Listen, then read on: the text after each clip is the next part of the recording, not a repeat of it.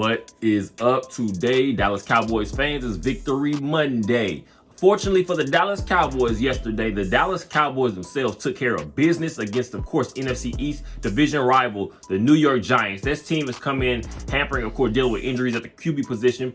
Daniel Jones, unfortunately, out for the season with an torn ACL. Tyrod Taylor also hurt. So Tommy DeVito, I believe, third-string quarterback for the New York Giants, took over control of that offense yesterday. And the Dallas Cowboys showed him that he was not ready. The Dallas Cowboys do beat the New York Giants. Final score: Dallas 49, New York 17. It was a game that wasn't even as close as them scoring 17, because to me, if you were watching the game, those some late last second possessions, I guess we're talking about, for to make the score, the window dressing, I guess you want to call it, make the score look a little better than it was. The Dallas Cowboys took care of business again. Let's get into it a little bit, because again, we did see some games from big time players that we were kind of counting on earlier on in the season that we were expected to count on. A guy like Brandon Cooks, of course, 9 catches, 173 yards yesterday. CeeDee Lamb, another 11 catches, I believe 151 yards.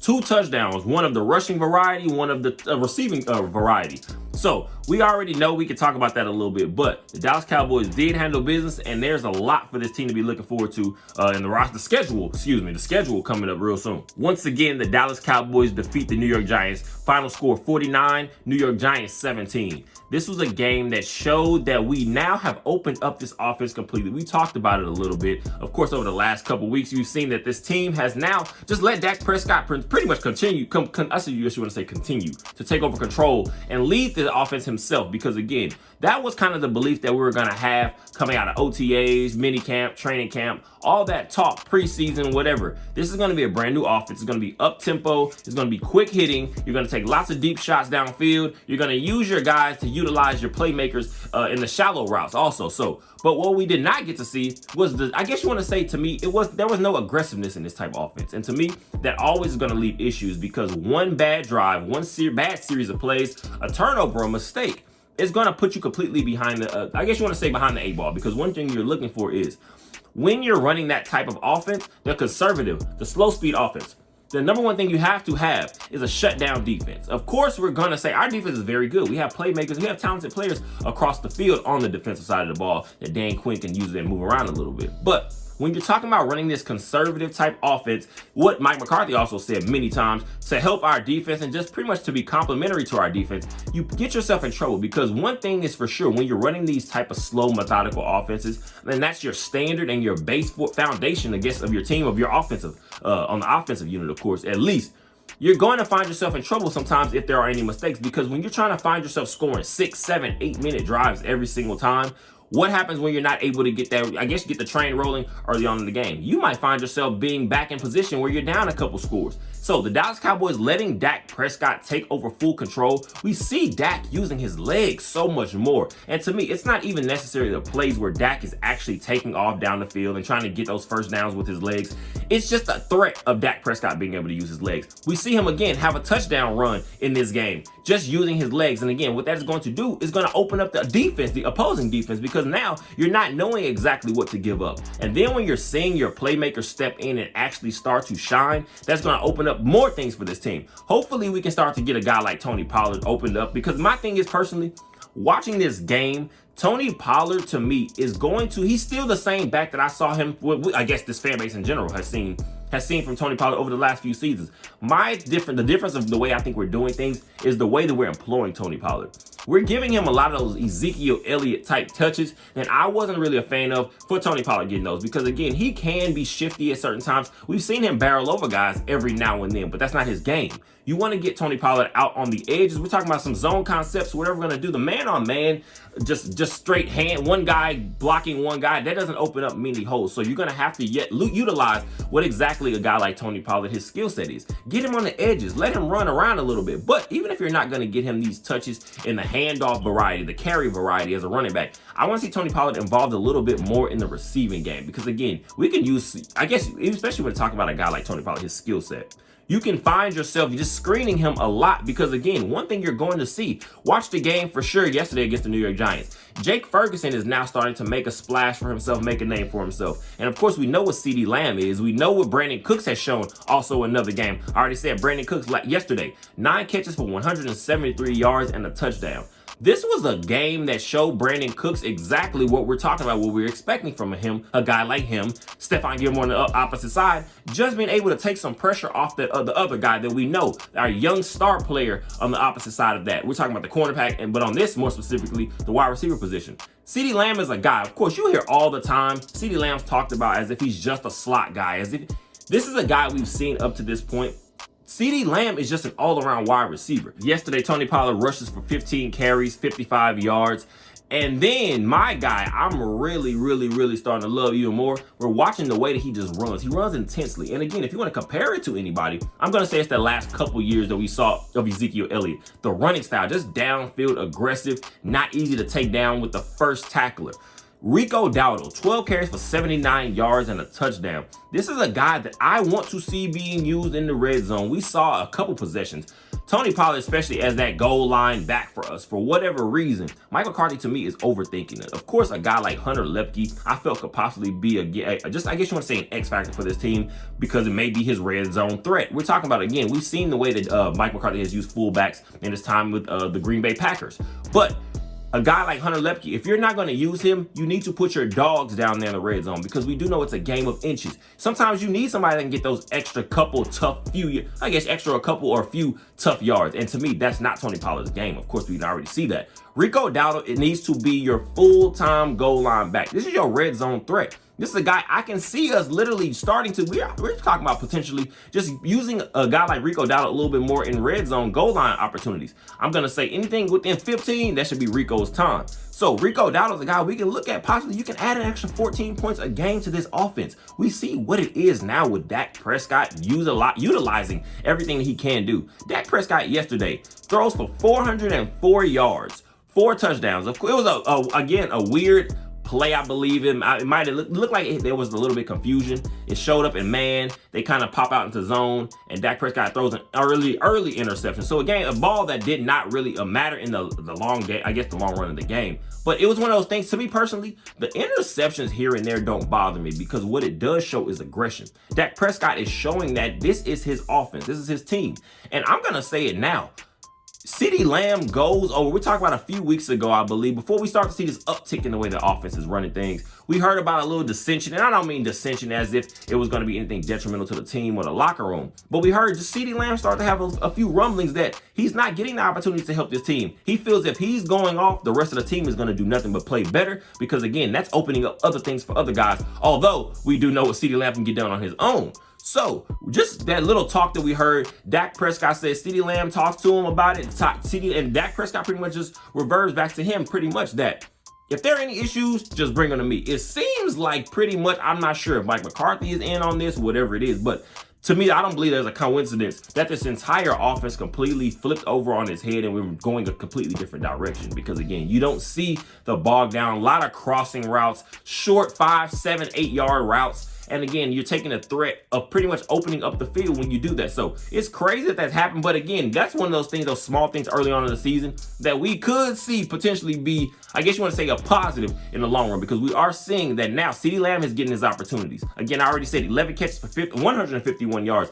And also, that makes CeeDee Lamb, that gives him an NFL record for the first receiver in NFL history, I believe. 3 games in a row with 10 catches at least, 150 yards at least. So, CeeDee Lamb is your number 1 wide receiver. That should not be doubted anymore. There's nothing to really talk about on that front because, again, we have our guy. Hopefully, we get him locked up way sooner than later so that we can just continue to build for the future. Jake Ferguson, 4 catches, 26 yards, and a touchdown. And I believe he's the first tight end since Jason Witten to have a touchdown catch in 3 straight games since Jason Witten. So that's just, again, I'm talking about Jake Ferguson. I keep talking about him.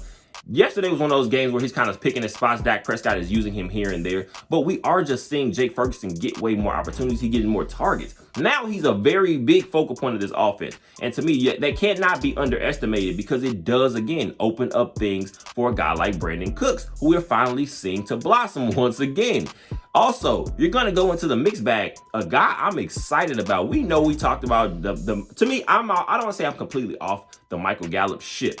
But I just am not seeing the sense of using Michael Gallup in situations that he's not capable of at this point of his career. To me, Michael Gallup, I believe 2 catches for 70 yards, a deep bomb Perfect bomb from Dak Prescott into the end zone. Michael Gallup comes down with it with a man close to him. Touchdown. So that's still great to see. But all I want to see from a guy like Michael Gallup, I feel like he should be our red zone threat. We're talking about, I feel like we're also still overcomplicating how simple, when you have certain playmakers, especially with certain skill sets. Michael Gallup's biggest thing at this point of his career, he's the 50-50 ball type guy. You're going to send him on these deep routes, but at certain points, he should be in the red zone. These guys are giving these back shoulder fades to. Just at least the opportunity just to keep that threat.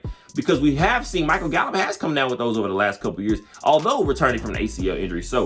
But a guy that I'm just excited about because I finally got to see him get some opportunity. 7th round pick for the Dallas Cowboys out of South Carolina, wide receiver, Jalen Brooks. This is a guy, we talk about a guy like Jalen Tolbert all the time. Now we're just starting to see this, some of these young, I guess you want to say young players can be added to the mix because again, Michael Gallup is what he is at this point. I mean, I feel like we can always kind of talk about what we think he can still get done. But at this point, you have got to start also getting a look at some of these younger guys because contracts, we know how that all works. Got older guys, especially, you're going to start slowly, I guess you want to say, start to be phased out a little bit. So a guy like Jalen Brooks, I believe he had a few catches yesterday. I want to see Jalen Brooks get more opportunity because, again, we know what we believe Jalen Tolbert can be, and we've kind of seen him here and there in the mix. But a guy like Jalen Brooks, as many of these young receivers that we can get involved, that's the best. Because, again, also, Devontae Turpin also has been moved to receiver. And, again, made some plays for this team so far on that side of the ball. But also, our kick returner. We're just continuing to add young players to the mix, and you cannot go wrong with it. The Dallas Cowboys defense was pretty locked down yesterday. To me, also, like I said, the final score is not indicative of how far apart this game actually is. Some of those garbage time points at the end. We're talking about a defense that did sack Tommy DeVito and the New York Giants 5 times. So, also, let's talk about this again. We're starting to see as much talk as we give a guy like, okay, of course we talk about the unfortunate loss over Trayvon Diggs once again. DaRon Bland comes down with his 5th interception of the season. This is now the 2nd time in his career. We're talking about a guy with 5 interceptions. That is not anything to blow your nose at. This is his 2nd year in the league. We're talking about back-to-back years at that. So, to me, I don't want to jump out way too early. I don't want to go too crazy. But what I will say, I'm personally not believing that we have to worry about that opposite position of the cornerback because now you're going to just focus on maybe potentially just looking for a nickel guy for your future going forward. If we can get Trayvon Diggs to back to his former level, of course, and unfortunately, I don't say fortunately in a bad situation like that, but it was so young, early on in a guy like Trayvon Diggs' career, he'll be able to bounce back. Hopefully, we may have found our opposite corner, DaRon Bland, on the other side. That's, to me, what I was kind of looking for when we saw Trayvon Diggs go down and we knew things were going to get moved around a little bit. I wanted to be able to kind of look at maybe we can see what DaRon Bland can be full-time at the outside boundary corner. Because, again, we do know Dan Quinn likes to move guys around, but DaRon Bland has been shadowing a lot of these good receivers. So, yesterday, again, we see Tommy DeVito makes a bad throw. It's one of those where they're talking about a young guy finally finding himself in the mix. They kind of build a little momentum he feels, and he takes a deep shot. Unfortunately, looks double, triple coverage. DaRon Bland's right there. Comes down with the tie ball with the offensive player. Rolls over, ends up with the interception. We're talking about a guy. Now, you're going to actually have to be able to look at possibly, I'm not going to jump out too early, but if we're talking about a guy with back-to-back 5 interception seasons in his first 2 years in the league, this is going to be a guy that you're going to potentially be trying to get an extension to way sooner than later because we do know in this league, this is, again, we're talking about a passing league. We're talking about so many playmakers. The name of the game is finding the mismatches. There's many guys that you can have that are locked down and not even just locked down because we talk about shutdown corners all the time. You remember what we used to have when a guy like Byron Jones, a very good player that's going to be able to shut some things down. But one thing he's not going to force was these turnovers. Now, we have 2 cornerbacks on this team that we know if the ball is a 50-50 ball, it's more like a 30-70 ball for the offensive player because, again, Trayvon Diggs, DaRon Bland, if you put the ball there more times than not, one of them is going to come down with it. So that's great to see. Micah Parsons, again, it wasn't really big, not a game on the stat sheet, but you talk constantly forcing pressure as always. And then you're going to look at, I think, Damone Clark leads the team. Jaron Kearse, and I think they're in for a tie. 4 total tackles. It was just more of a mixed bag type game. The New York Giants couldn't get anything rolling. Saquon Barkley did not have a crazy good game or anything like that either. So this was just a team win. And again, I guess you can even say that. I'm going to emphasize it even more. Yes, this was blatantly a team win. It was one of those things where it's all over the place. And once the offense got got rolling. The New York Giants were not going to be able to hold up. Brandon Aubrey, no field goals yesterday, but he did go 7-7 on extra points. Again, that's just kind of throwing that in that Brandon Aubrey has still been playing well. We're talking about a 25-year-old rookie. Has hit the ground running, has given us that consistent place kicker that we always know that you need, because a lot of these games are going to start, especially when we're talking about postseason and playing the better teams. We do have the Buffalo Bills on the schedule still this year. We do have the Miami Dolphins on the schedule. We do have the Philadelphia Eagles once again. And we know in the postseason, you're going to be playing these better teams, and sometimes these scores are going to be a little closer. So Brandon Aubrey is just good to see that he's still being able to be consistent and holding that position down, because again, we do know how very important it is. The Dallas Cowboys do move to 6-3, second now in the NFC East, of course, still. This is a long season. The Philadelphia Eagles were on a bye week, so they will be returning to play the Kansas City Chiefs, who are also on a bye week. This division race is not over. We are now finding ourselves a little bit in trouble just because I believe the Cowboys are 3-3 in the conference. You have teams with the same record like the 49ers. You do have the Seattle Seahawks, who we also have on the schedule later on in this season. Still sitting at 6-3, but have much better conference record. So the Cowboys are going to have to start handling business. Fortunately, we move up to 6-3 once again. Like I said, second place. The New York Giants dropped down to 2-8, I believe, on this early season.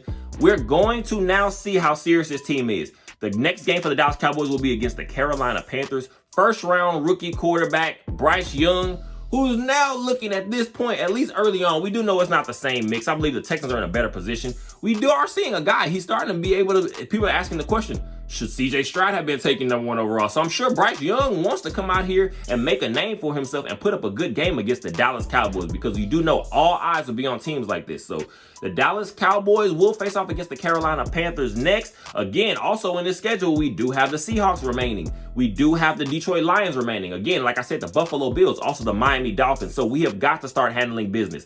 This week against the Carolina Panthers. Next week, the game after the, the very next week, will be out against the Washington Commanders. Again, also a division rival, sitting at 4-6. But we know the Washington Commanders will come in ready to play. Sam Howell is looking like a solid quarterback at the very least right now. Maybe might be in that same Kirk Cousins type level, but we do know when you get into these games, you cannot let the team, again, that you don't feel is the better team, you cannot let them hang around, because these games can get very tricky.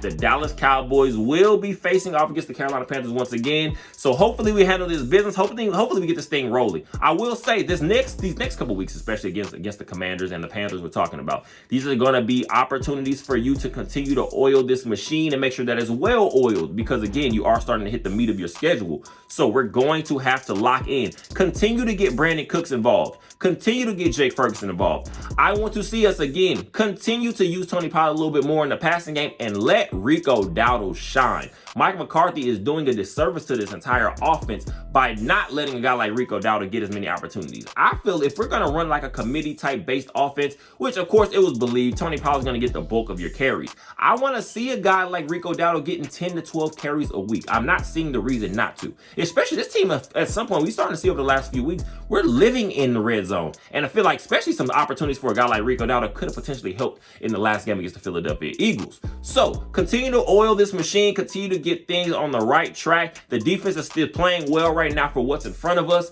The offense is now just starting to shine. Dak Prescott now sitting in here with 17 touchdowns, I believe, to 6 interceptions. That ratio is looking real nice. So we're going to continue to see Dak Prescott. Honestly, maybe it's crazy talk right now, because that's not our biggest goal, and I guess our expectations as Dallas Cowboys fans. But don't be surprised to see Dak Prescott end up in some of these MVP talks over the next couple weeks if he can continue to play to this level, because he will have some eyes on him against these better teams. So Dak Prescott, continue to shine. CeeDee Lamb, continue to shine, and let this thing keep rolling. As always, I appreciate you guys for all the support. Go ahead and like, go ahead and comment, subscribe, and share. And you guys have as always, we know how it goes.